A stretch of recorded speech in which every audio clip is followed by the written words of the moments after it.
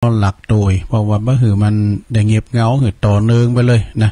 พอเป็นเวลาที่ว่าเปิ้นถาฟังกันเปิ้นกำลังตีดกัน ฉะนั้นก็จะอื่นไปทางน้องเจเจก็ดีหรือว่าน้องเจเจติดงานข่าวดำจ้ะเปิ้นไปคุมเคืองก็จะได้ขอเมตตาเจริญปอนปลงนานอาคมเตจนาเด้อบ่าย3เนี่ยขอมาคุมเคืองตั้งลุมกรรมเนาะตัวลุงนี่ไปปั่นพระเจ้าตันใจนี่คงจะปิ้นวันคำนะเปิ้นโลสมโพธิสวดมนต์ตันด้วยนะก็ขอความเมตตากับปลงนานกรรมเด้อแล้วก็จะได้โทรประสานงานนำกรรมเนาะพระอาจารย์เอาหลักนี่เปิ้นอย่างได้ก็ได้เปิ้นมาถึงวันเฮาก็ขอเมตตาเปิ้นให้มันต่อเนื่องเพราะว่าผู้ก็ยังปิ้นวันศุกร์อยู่หรอวันเสาร์นี่มะเร็งก็มันจะตะมีเนาะมีกับมื้อเจ้าขออนุญาตประกาศอันนี้กรรมกันเนอสถานเนอประกาศอัน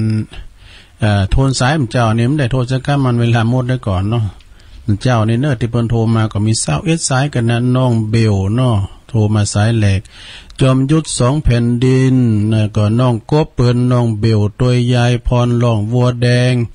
แม่บัวคำตาจ่างเวงน้องหล่องยมพิสมัยดอนตันจากแม่ริมแม่เอื้องไพรชัยยองจากดงฤาษีแม่ปราณีมอมอขี่เล็กแม่เมาเด้อแล้วก็แม่บุญกัดกล่อมแม่นางอวนล่องกองเข่าแม่ไพรบ้านขวางเด้อแม่ไพรบ้านขวางนี่ก็อยู่บ้านขวางแล้วก็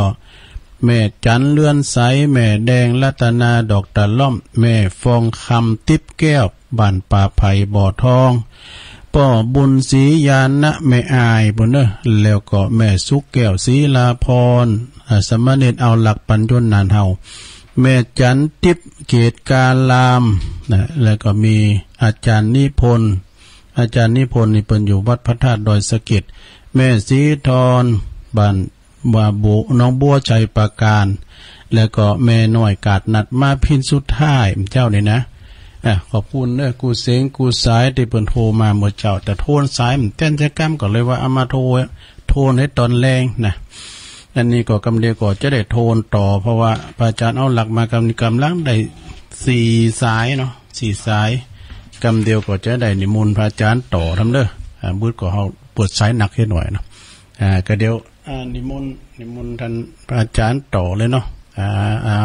เจริญพรไว้ซะครับเอาละขอบคุณครับเอาละศรัทธาญาติโยมทั้งหลายอาตมาก็ได้พักไปสักกำหนึ่ง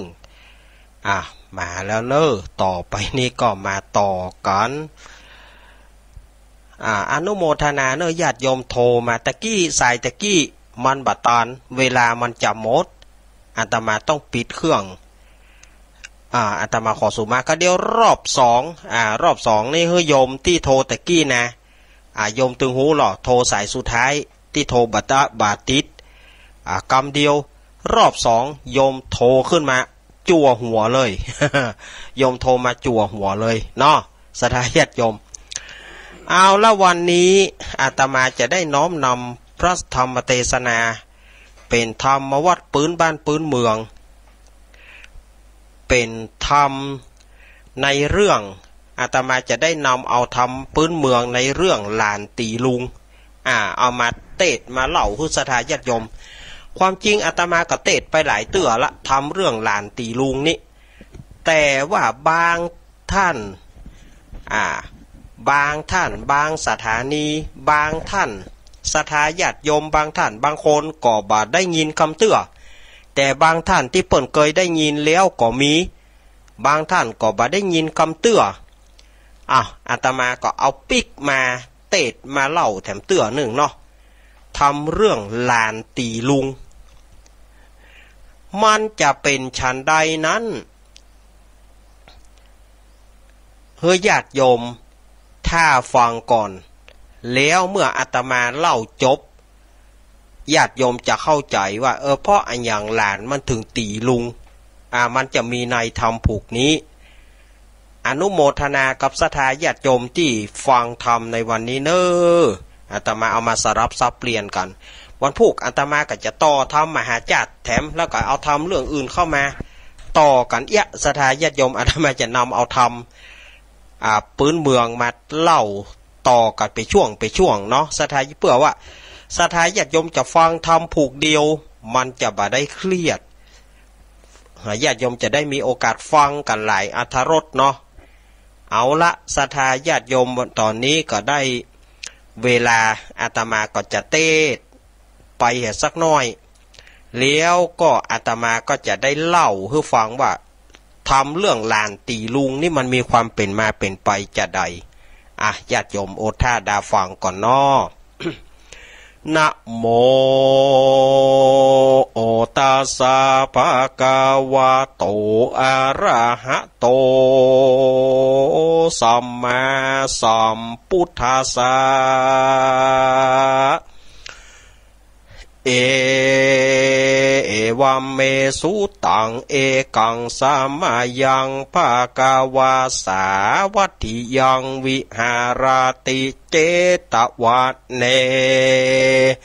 อานาถาปินทิกาสะอารามเมเอกังสัมมายันติสาทะโวฟังราโสตุจานาสัพปุริสะตั้งหลายตั้งยิ่งใจน้อยใหญ่อันมีใจไฟเจยบาน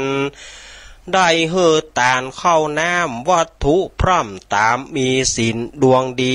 58ได้กดแขวดหักษาปาก่อนมาแต่เจ้าเปื่อนั่งเฝ้าฟังธรรมจุงดาจำติดต่ออย่าขาดข้อบทใดรำดับไปแต่ตนติดสืบส้นตัวไปบัดนี้แหละแน่ในการาวันนี้ก็หากเป็นวันที่17 ธันวาคม 2563ก็หากได้ไม่มีเจ้ามุนราสันธาตั้งหลายตั้งจูปู่จุคนต่างตนก็ต่างเป็นเก้าพร้อมไปด้วยลูกเต่าเหล่าหลานก็ได้ปากันสะโรงโคงควายตกแต่งพร้อมนำมายังจัตุปัจจัยไตยะตามมวลฝูงนี้เปื่อจักแม้เป็นปู่จาพระสัทธรรมเตสนา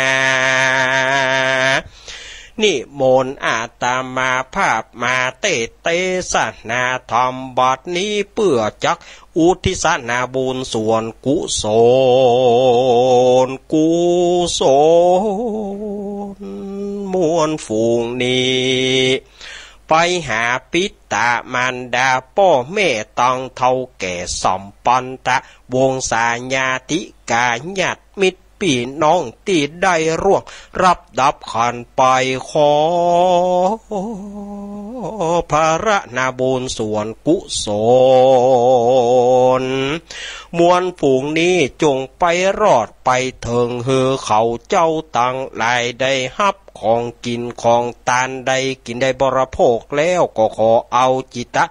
วิญญาณเอาตนเอาตัวคืนสู่สวงสวรรค์จันทร์ฟ้าบนสมปานตั้นแก่กาได้ถึงอมตะมหาเนราปานแดเตอเอาละศรัทธาญาติโยมต่างหลายอาตมาภาพได้ใส่ระบำทำนองเป็นที่เรียบร้อยต่อไปเพื่อบ่ให้เป็นการเสียเวลา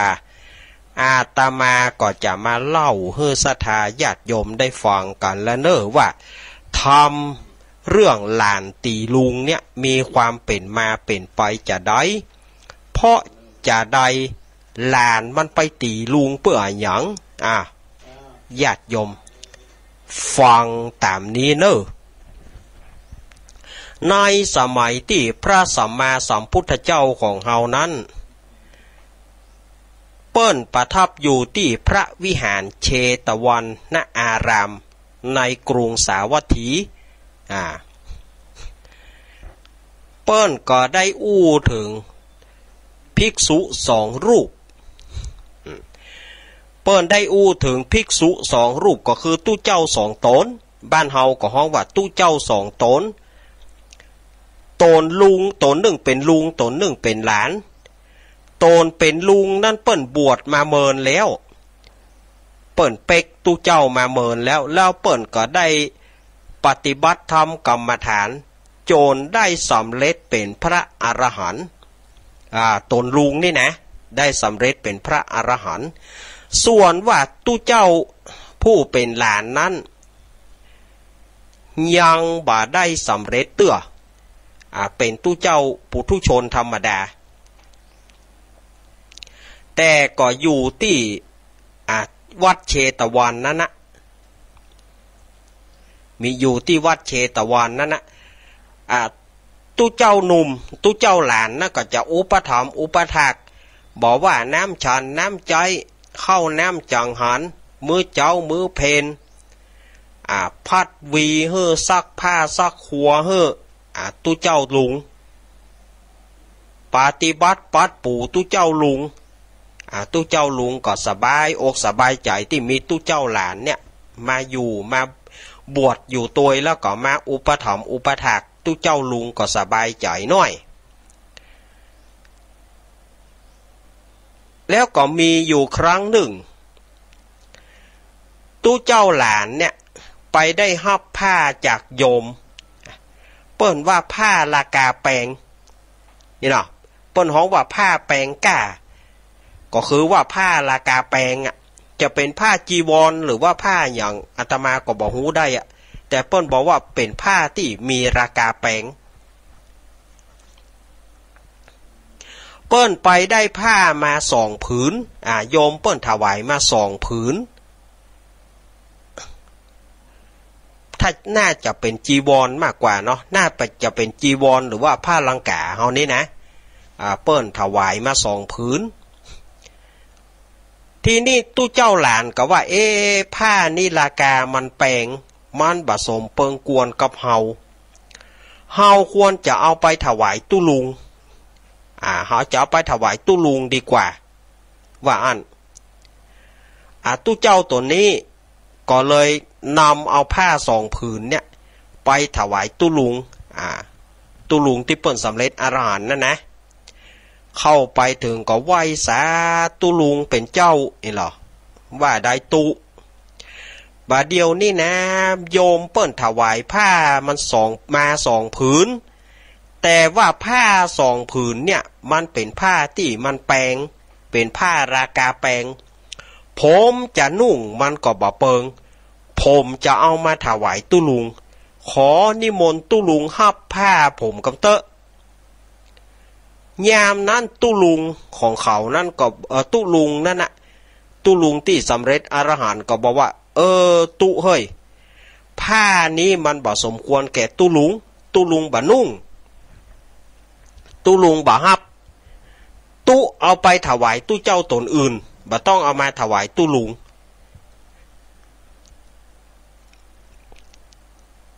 ทำให้ตู้เจ้าตัวนี้ก็เกิดความเกลียดเฮาเอาผ้าไปถวายตู้ลุงเป็นเป็นผ้าลากาแปงอย่าเฮ็ดฉะไหนว่าตู้ลุงบ่รับของเฮาตู้เจ้าตัวนี้ก็เกิดโกรธขึ้นมาเฮาอุตส่าห์เอาผ้ามาถวายตาล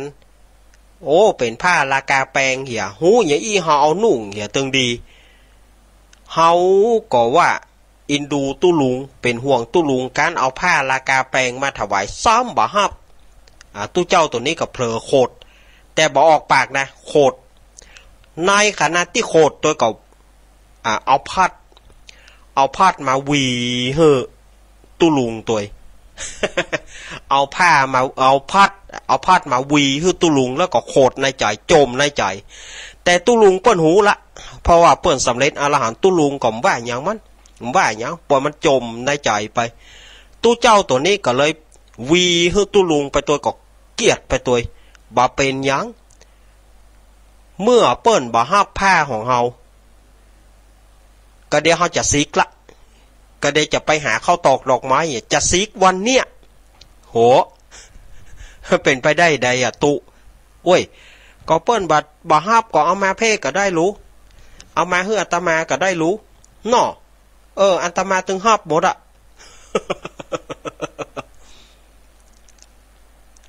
ทีนี้ตู้เจ้าก็ตู้เจ้าตัวนี้ก็โคตรเขาจะซิกวันเนี้ยเปิ้นบ่ฮับผ้าของเขาก็จะซิกเลยบ่อยู่ขนาดที่กึดไปก็วีให้ตุลุงไปตัวพัดให้ตุลุงไปตัวผ้าผืนนี้เมื่อตุลุงบ่ฮับบ่เป็นหยังเขาจะเอาไปขายเมื่อเขาซิกแล้วเขาจะเอาไปขาย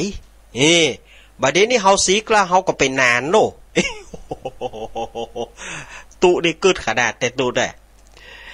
บัดนี้เมื่อเขาซิกเป็นจากการไปตุเขาก็เป็นนานเขาก็เป็นพี่นานกะไอ้นานก็จะเอาผ้าไปขายแล้วได้สตางค์ก็จะซื้อเป็ดมาเลี้ยงนู่ฟังความหวังของตุเหรอเฮาก็จะซื้อเป็ดมาเลี้ยงเอาไว้ขายไข่มันเอาไว้กินไข่มันเมินเข้าตัวใดที่มันบ่ไข่แล้วก็ขายก็เปลี่ยนให้ใหม่โจนได้เงินปอแก่การต้องการแล้วบ่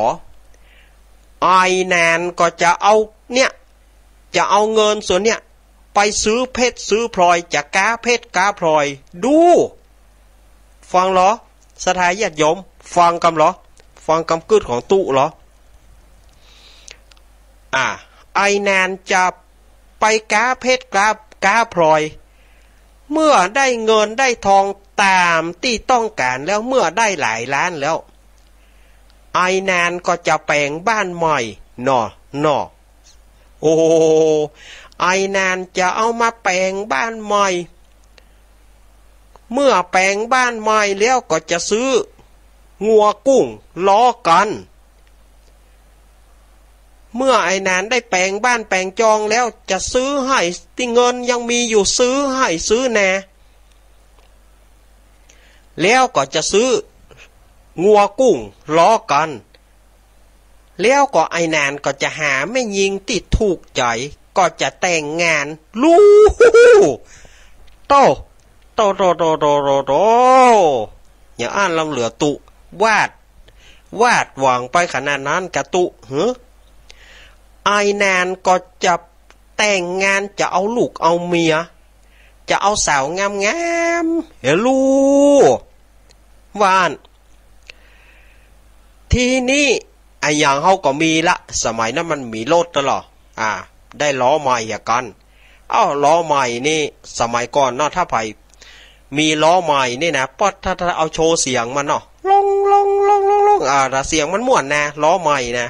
เกวียนนี่นะล้อเกวียนล้อใหม่เนี่ยเสียงมันม่วนลงโมไอ้นานจะเอาอย่างอันนะล่ะตุตัวนี้กึดนะไอ้นานจะเอาลูกเอาเมียและไอ้นานก็จะมันทำให้ไทยแน่จะเลี้ยงลูกเลี้ยงเมียบ่เพื่อเมียได้ไปไหนอยู่กับลูกเมินเข้าได้แต่งงานแล้วก็มีลูกก็สมาหน้าตาหน้าฮักหน้าจังดูวันหนึ่งไอ้นานก็จะว่างเหี่ยวันหนึ่งจะปาลูกปาเมียนั่งล้อเอี่ยวล้อโอ้โหฝันจริงๆนะไอ้นานก็จะเอาเมียนั่งในล้อโดยไอ้นานจะเป็นโชเฟอร์สารถีคนขับล้อล่ะบังคับงัวเนาะขับล้อไปมีอยู่วันหนึ่งไอ้นานก็จะเลี้ยวพอหน้าเมียก็หน้าใสอ่องตองดูลูกก็หน้าอ่อนจิ้มลิ้มพริ้มเพลาหน้าหอมหน้าจูบอันนี้จิตมันเริ่มนะจิตของตู้เจ้าเนี่ยเริ่มตัวเก่านะแล้วก็วีให้ตู้ลุงไปตัว วันหนึ่งไอ้นานก็ไปแงนเหลียวพอลูกก็มาหน้าใสเมียงตาใสเมียงหน้าหอมหน้าจุบไอ้นานก็จะขออุ้มลูกอันนี้จิตของตู้เจ้าอู้กันละสูข้าขออุ้มลูกกันมั้ยข้าขอจูบแก้มลูกกันมั้ยเมียเขาก็บอกว่าโอ้ไปได้อย่าได้สู่ครับล้ออยู่สู่จะบ่มีสมาธิแล้วหันไล่ว่าสู่จะเกิดอันตรายแหละบ่อุ้มเตื้อโอ้ยก็ลูกข้านะข้าขออุ้มกำล้ออันนี้จิตเถียงกันละจิตตู้เจ้าเนี่ยโอ้ยก็ข้าจะขออุ้มลูกขอจูบแก้มลูกบ่ได้กะบ่ได้เตื้อนี่เอาฮื้อมันถึงจุดหมายปลายทางเหียก่อนลูกมันตึงบ่ไปไหนลูกตึงนอนนี่อ่ะมันตึงบ่ไปไหนสู่ขับล้อไปถึงจุดหมายปลายทางก่อนนอสู่นี่ก็อู้บ่ฮู้เรื่องก็ข้าขอหอมแก้มลูกกำบ่ได้รู้บ่ได้กะบ่ได้นี่จิตของทุกเจ้าเนี่ยวาดมโนภาพเป็นป้อใจไม่ยิงคือวาดมโนภาพเป็นป้อใจไม่ยิงบ่ได้สู่ต้องขับล้อไปให้ถึงจุดหมายปลายทางก่อนทีนี้ตุเจ้าก็จิตตุเจ้าเนี่ยที่ว่าจะเป็นนานเนี่ยจิตหนึ่งก็โมโหขึ้นละสู่นี่มันตึงอู้บ่ฮู้เรื่องนะเขาเนี่ยในใจนะกึดไปแล้วหรอฮะจะอุ้มลูกก็บ่ฮื้ออุ้มฮะจะจูบแก้มลูกก็บ่ฮื้อจูบมันไปจะได้ฮะนี่หรอทีนี้จิตหนึ่งก็โมโหขึ้นมาเอาสู่จะอุ้มกะสู่จะอุ้มกะได้กะอันนี้มันเปิดสมมุติขึ้นมาตู้เจ้าตัวเนี้ยสมมุติตัวเก่าขึ้นมานะว่าตัวเก่าเป็นนานแล้วก็สมมุติว่าสมมุติในจิตนะเป็นไม่ยิงป้อใจฝ่ายเมียกับหาสู่จะอุ้มลูกจนได้บ่สมมุติว่ามันอุ้มลูกโจ่งลงล้อนี่ เกิดว่ามันอุ้มลูกโจ่งลงล้อเอ้าใครอุ้มกะเอาลูกกูตายนู่หาขออุ้มลูกตีเอาลูกขว้างกะเอาลูกหาตายกันยังนี่ขอเตอะเนี่ยอันนี้จิตมันโมโหขึ้นละความโมโหขึ้นละขอว่ามันอุ้มโจ่งแต่เตอะเขาจะถอดไม้กำล้อเนี่ยจะเอาหยอกหัวมันสักกำล้อในขณะที่จะหยอกนั่นนะก็เอาด้ามพัดเนี่ยเอาการพัดการวีเนี่ยหยอกหัวตู้ลุงโหนกหัวตู้ลุงโบตู้ลุงพอละเอาแต่ลูกป่ะเฮ้ยตู้ลุงที่เป็นลุงของเขานั่นนะที่สำเร็จอรหันต์นั่นนะตู้ลุงหูตั้งแต่ต้นละแต่เปิ้นบอกว่าอย่างว่านะกันเนาะมันกึดไปหรอกขอเมียเฮาลูกโจ่งลงล้อให้จะถอดไม้กำล้อเนี่ยให้จะหยอกหัวมันแห้งๆกำล้อในขณะนั้นก็เอาการวีเนี่ยการพาดเนี่ยใส่หัวตุลุงโบปดดาวแตกเงี้ยตุลุงหันดาวไปมูขี้แกนโอ้โหเอาแต่รู้นี่โหอย่างใหญ่นี่บาเดียวนี่มาบุบตุลุงเรื่องใดตุลุงบ่ใจไม่ยิงที่มึงนึกใจเนอะมาบุบตุลุงเรื่องหยังเนี่ยตุเจ้าตัวนั้นสะดุ้งยะโอ้ตุลุงเฮาหูได้กับเอาล่ะกลัวความผิดล่ะสดายญาติโยมกลัวความผิดโล่นแหละ กลัวความผิดนี่ได้เอาการพัดโหนกหัวตุลุงเขาเต็มเป่ากับหูว่าตัวเก่าผิดกับโล่นพอโล่นแล้วปรากฏว่าตู้เจ้าตั้งหลายที่อยู่ในวิหารเชตวันกลูกันเฮลาโลสารพากับเข้ายับเลย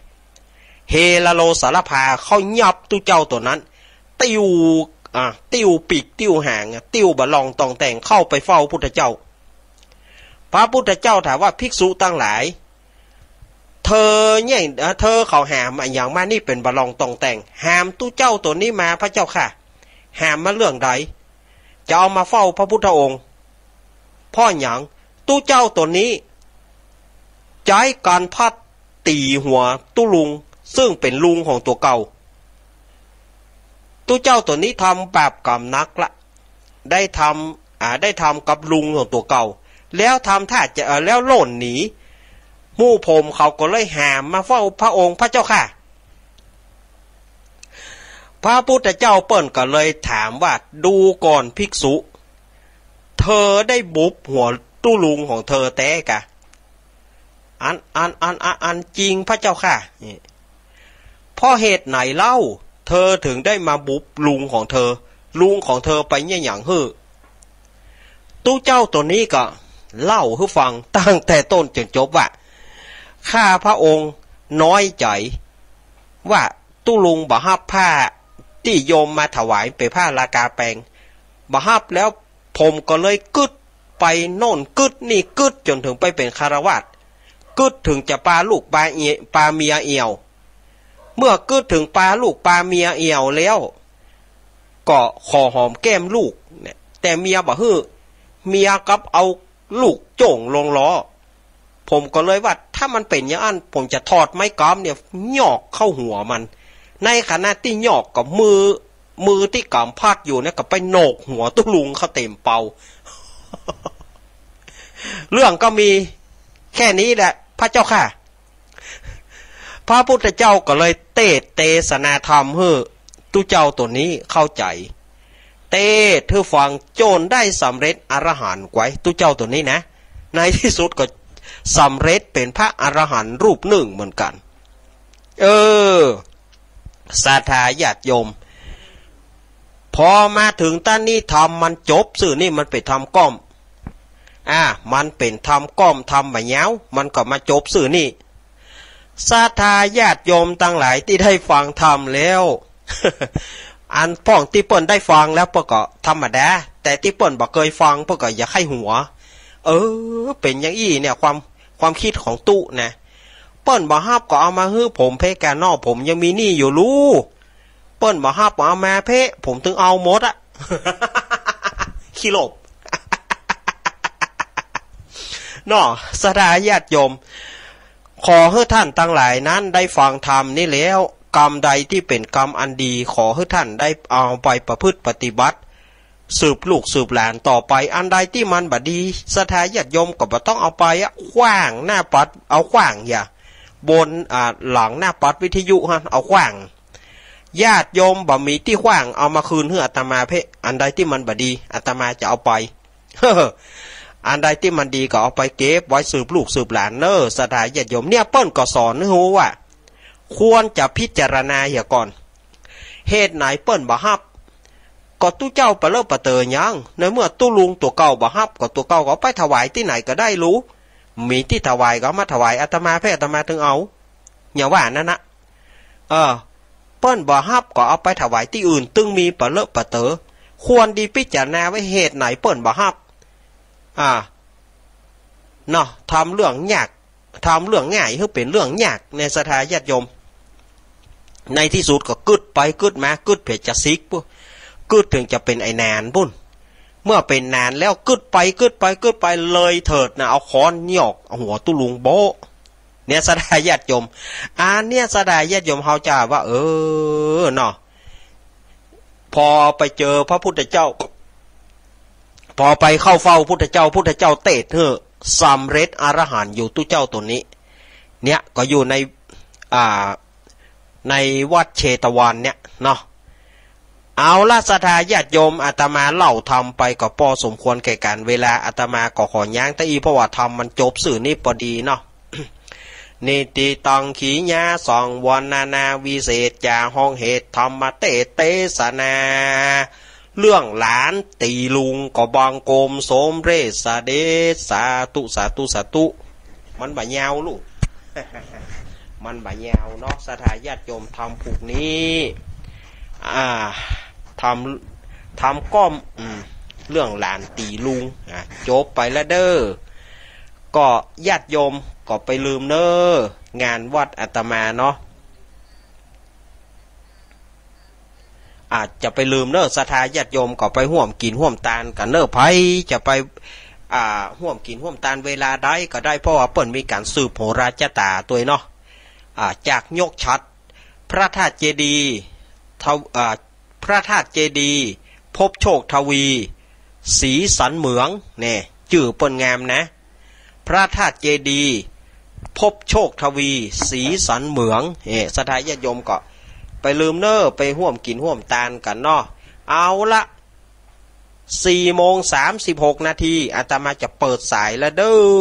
อาตมาจะวางสายแล้วเด้อเนาะตอนนี้4:36 นาทีอาตมาจะวางสายรอบใหม่เอารอบโยมตะกี้นะ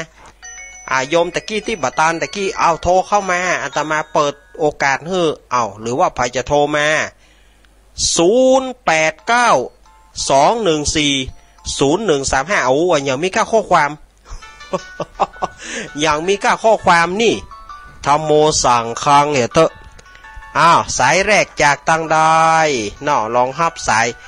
ายแรกรอบที่2เนาะจะเริญตอนแม่เพนเจ้าภาษาโนเนเนอร์ครับฟังแค่เจนให้กำลังใจเนเนอร์เฮ้อกำลังใจเนาะเจ้าจะลุงเด้อครับเจ้าภาษาเจ้าครับขอบคุณแม่เพนคนสู้ชีวิตไม่มีลิมิตชีวิตเกินหมื่นเดี๋ยวกะแม่เพนฟังอู้กันเตื้อกะวางสายก็กะ แม่เพนก็บอกวางสายอู้ไปอันอู้เจ้าหมูไปอย่างนี้สายแรกในช่วงแรกแม่เพนขาวเตี้ยสายที่2รอบ2เจริญปอนสาธุน้องเบี้ยวเนาะ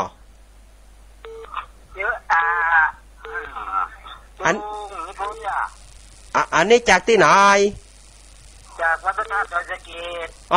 หลวงพ่อนิพนธ์กราบนิมนต์ครับนมัสการท่านครูบายองแล้วก็สวัสดีสามเณรครับเอาเลยเนาะครับผมพูดท่านทำเพลงนะครับผมการทำบุญสุนทานท่านทั้งหลายใช่วุ่นวายดังใจคิดจิตสับสนทำไปเถิดเกิดขึ้นมาคาเป็นคนบุญกุศลช่วยดลสุขทุกเวลาการทำดีนั้นไม่ยากขาดใจคิดเรื่องถูกผิดแนบสนิทคิดเกิดหนาเลิกเรื่องชั่วกลัวบายไฟศรัทธาจึงนำพาซึ่งความสุขสนุกใจจะรวยจนหรือมั่งมีไม่จำกัดให้ประวัติหัดดวงจิตเป็นนิสัยถึงรวยจนย่อมทุกข์สุขทุกคนไปอัดเอาไว้ใส่สมุนจะพ้นมารเกิดเป็นคนถ้าทำชั่วมั่วกิเลสช่างสมเพศเวทนาหน้าสงสารคิดแต่เรื่องอกุศลปนบ่อนมารมันเผาผลาญเล่าร้อนใจในกำมุนชอบเรื่องชั่วมั่วกิเลสสมเพศนักไม่รู้จักเอื้อการุณบุญกุศลเชื่อเถิดหนาเมื่อเวลาเข้าตาจนถึงสัตว์คนไม่มองหน้าทำตาเมินอันความชั่วและความดีนี้แหละท่านมันสวนกันคนละทางระหว่างหนทำดีสู่เมืองสวรรค์กันทุกคนทำชั่วทนหม่นหมองจิตปิดอบายเด้อเจ้าสาธุกราบนมัสครูบายองกราบนมัสการครับผมครับผมกราบนมัสการหลวงพ่อนิพนธ์ครับหลวงพ่อนิพนธ์วัดพระธาตุดอยสะเก็ดเปิดมาใส่ก่อนเฮ้ขอบคุณเนอสายที่3รอบ2นี่ตังดอยจะเริญปอนกราบไปซาครับจากตุลุงเจ้า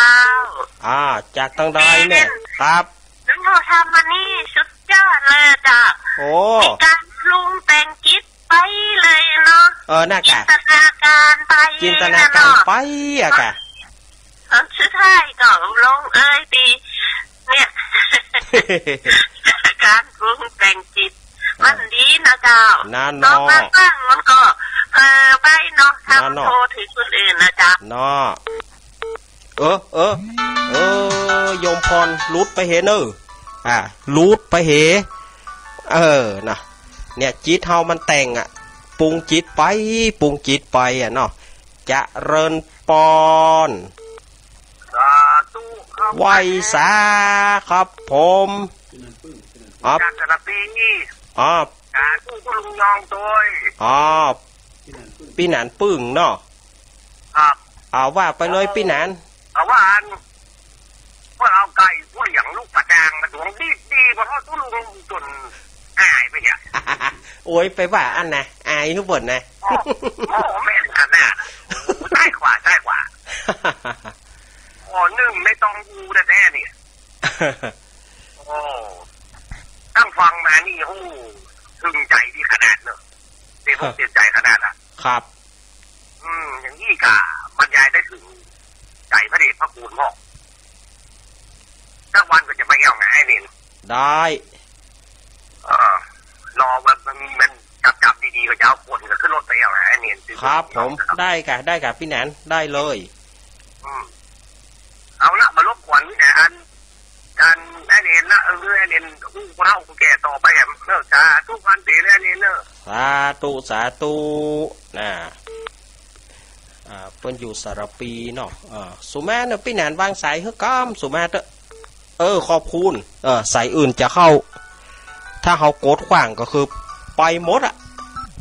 สายต่อไปจะเริญปอนจากภาษาเจ้าจาก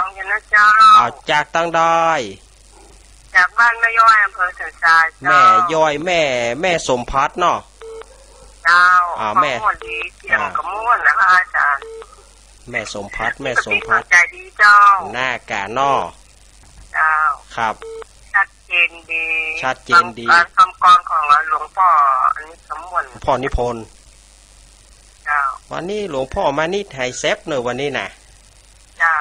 เจ้ามาเนาะยอมบอกโพมาเด้อนะ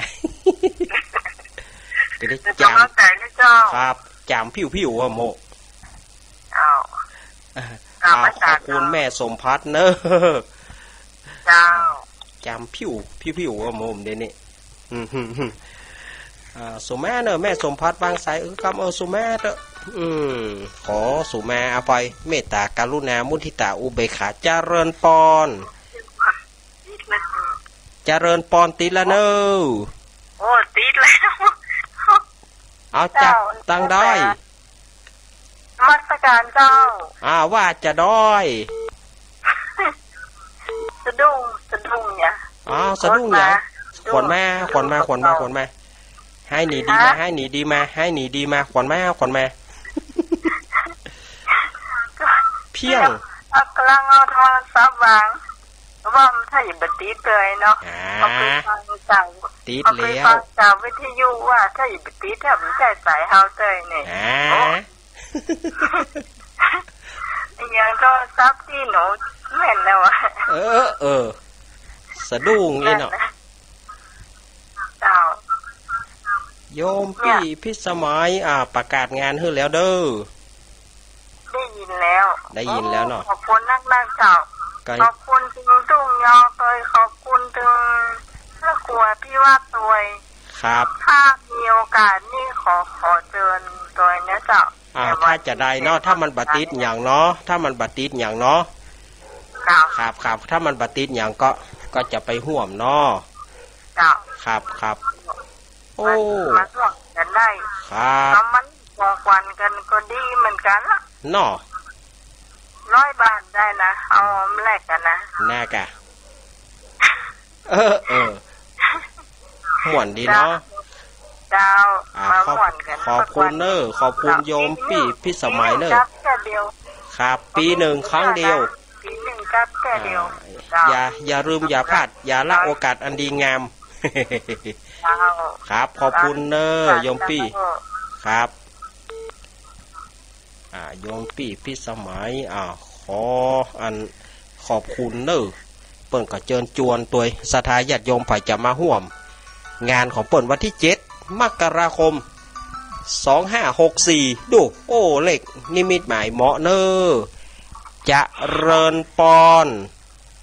นมัสการเจ้าจากไม่ลงย่อม7 ยอดเนอะโอ้7 ยอดเนาะเจ้าโอ้ว่าจะฮือแม่ลง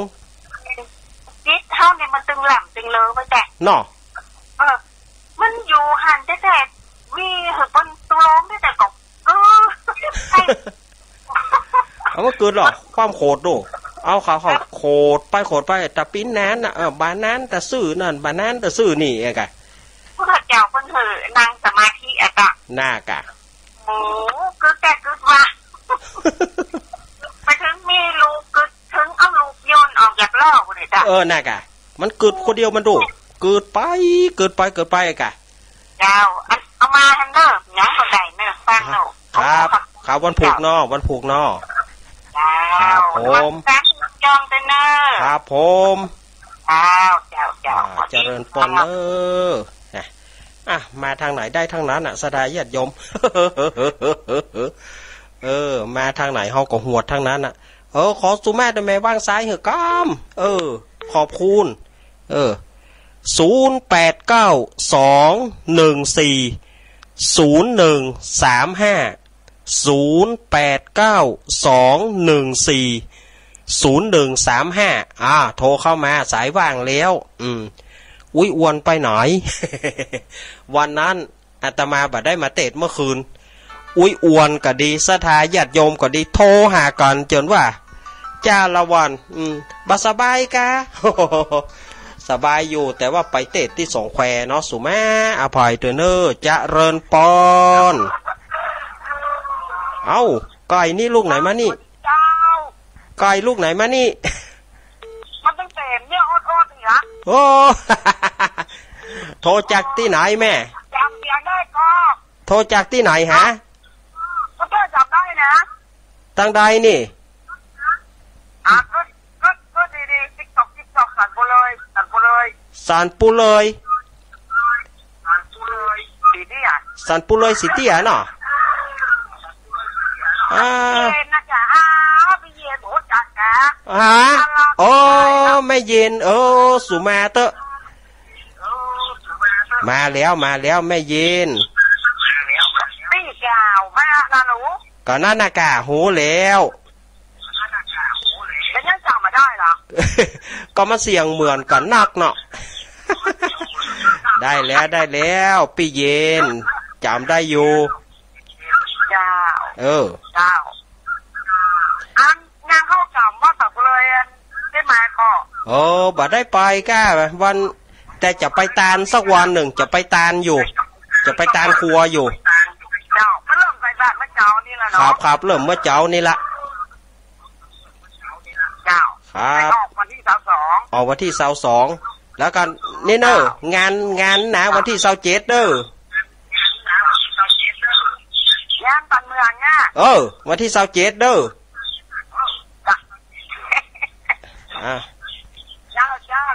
ขอบคุณเปิ้นไปฟังวิทยุอย่างนี้พี่เย็นเนาะเปิ้นไปฟังวิทยุอย่างแล้วทีนี้เปิ้นไปเจ้ากับวิทยุ เราก็ไม่มีความหมาย0892140135มีโทรเข้ามาเปิ้นไปเจ้าวิทยุเปิ้นปิดวิทยุน่ะเปิ้งเจว่าถ้าพาจะโฮมาปิดโทรศัพท์เปิดพิยุเจริญปอนเอาจากตังได้โยมปิดวิทยุโยมก่อนกะโยมปิดวิทยุก่อนเนอะสุแม่เตอะเอาปามาเฮียนปากเข้าไปติ๊กโทรเข้ามาใหม่เนอะ0892140135โอ้ยโยมก็บ่เข้าใจแหมม้อเนาะจะเริญปอนนมัสการเจ้านิรักเจ้าจากตังได้ จากหลังการแม่สาวเจ้าแม่จันสมจำได้อยู่แต่แม่จันสมว่าจะได้แม่จันสมกำลังใจเนอะตึ้งสองให้หัวหยังเห่อหยังหัวน่ากะให้หัวฉันว่าก็จะเจ้าในวิทยุแหวเจ้าเดี๋ยวมีความหมายแล้วน่ากะก็ได้น่ากะเนาะเปิ้นบ่ใช่เจ้าบ่ใช่อู้กับเฮาหรอกเปิ้นอู้วิทยุท่าฟังวิทยุป่ะแล้วไปเจ้ากับวิทยุป่ะแล้วเฮาอู้ไปเปิ้นก็บ่ซื้อป่ะอีทแน่เหนื่อยนะอย่างอี้นะกำลังใจนะเจ้าครับตึงว่าคืนเด้อครับผมขอบคุณแม่จันสมเด้อครับเจ้านมัสการเจ้ ครับขอบคุณแม่จันสมหลังกาดแม่สาวแม่อายเวลามีก็เขารู้เอ้าจะได้แหมสัก2 สายถ้าจะพอดี2 สายนี่ถ้าพอดีละจะเริญปอนนั่นเอาอย่างย้ายนี่เอามาใหม่อวยจะไปหลอกกันแกเฮ้ยวันนี้นี่มากันแต่ละอย่างนี่แต่จะเริญปอนมาจากเจ้ายายพร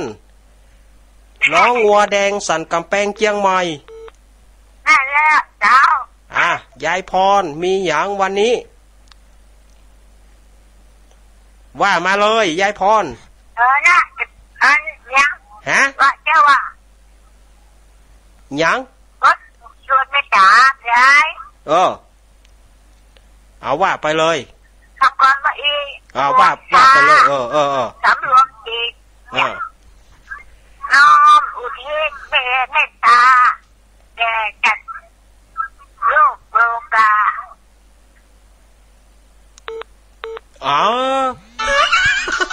ยายพร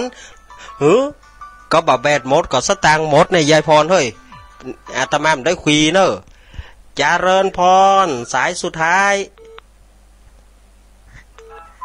เอานั่นไปผิวปากเนี่ยนะเอาหรอจากตังใด